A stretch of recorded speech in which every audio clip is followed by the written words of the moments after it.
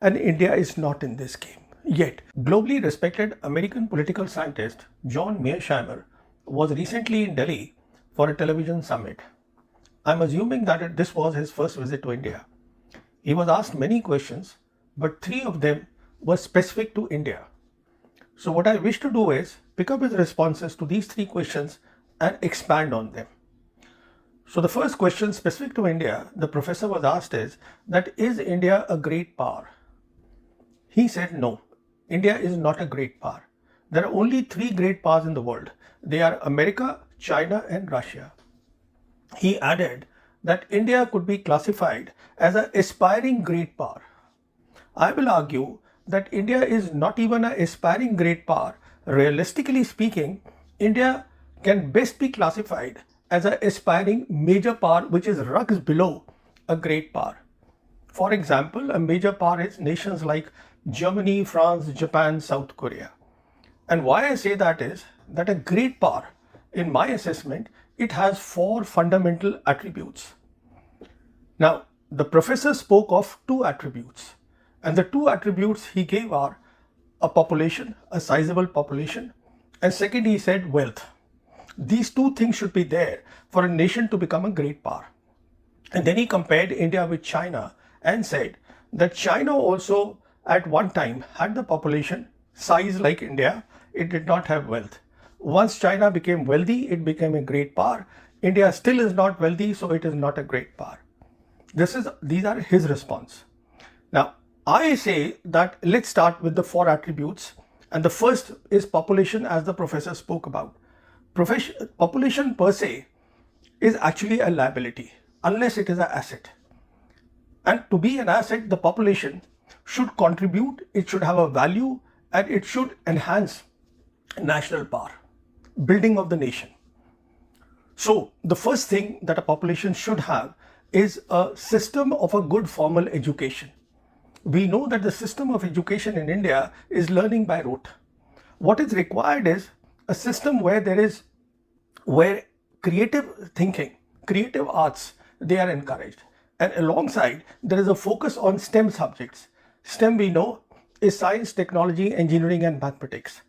Many would know that as far as China is concerned, as early as 1979, when their leader Deng Xiaoping was there and he gave four modernizations for building China, one of the modernizations was a focus, a budget, and a push to science and technology.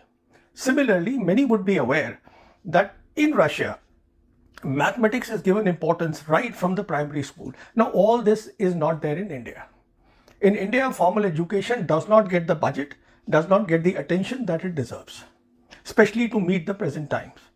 Now, there is a lot of focus on skill. For example, Prime Minister Skill India, but skill by itself will not be enough to make a nation strong. So much for population. Now, the second attribute that the professor spoke of is wealth. Today, when we talk of generating wealth, we are basically talking about the new age technologies, because we know that the third industrial revolution, it started in America, it's already there, and the world now is shifting to the fourth industrial revolution, which is about artificial intelligence and new disruptive technologies. Now, as far as China is concerned, China is already the manufacturing hub of the world. It is the global factory of manufacturing.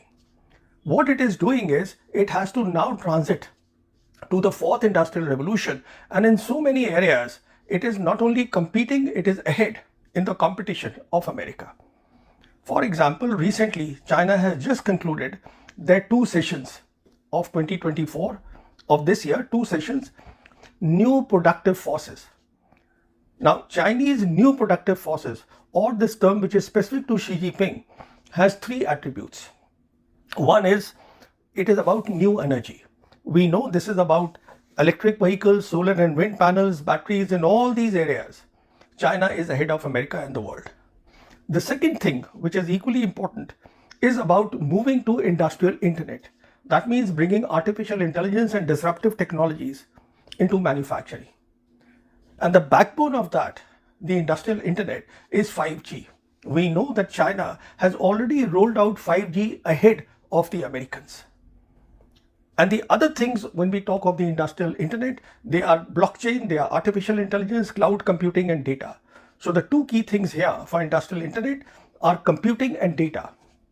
Now, since China is a big country, its eastern China is developed, whereas the western China, which is the China facing India, is still developing and underdeveloped. They are looking for a uniformity across China to bring in the industrial internet throughout the country.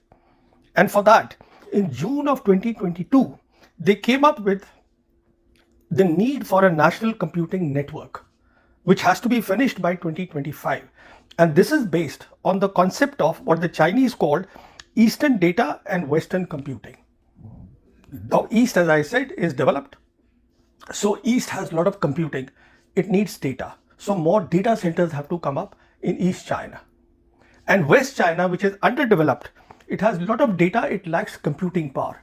So more and more computing clusters are coming up there. So this is what is happening as far as industrial internet is concerned. So when people say that Chinese economy is nosediving, it is actually transiting. It is transiting to the industrial internet. It has a lot of other issues, but this is the key issue where the focus is being put. And the third thing about this new productive forces the Chinese have put in these technologies, which pertain to quantum technologies, new materials, biopharmaceuticals, gene technology, then exploration of deep sea, space and air. These are the areas. So this is the second thing. This is how you generate wealth. And India is not in this game yet, because India is at a very preliminary stage of artificial intelligence and disruptive technologies.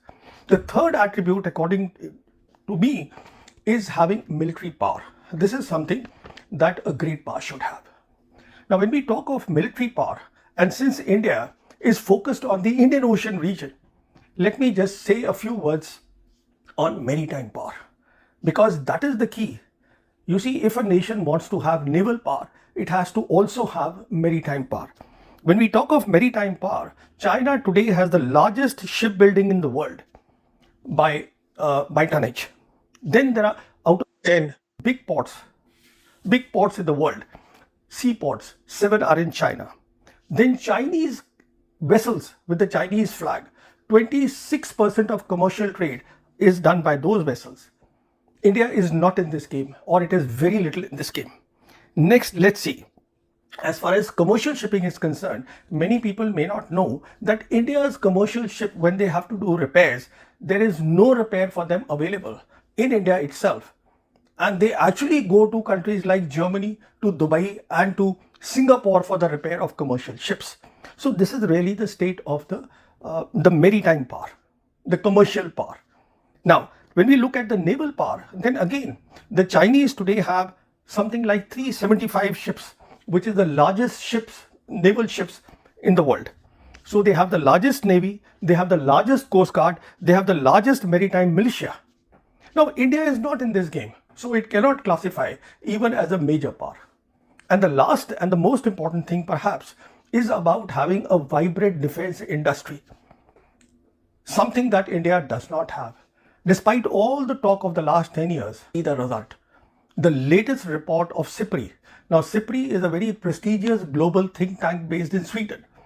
It comes out with a yearly report on defense services across the world.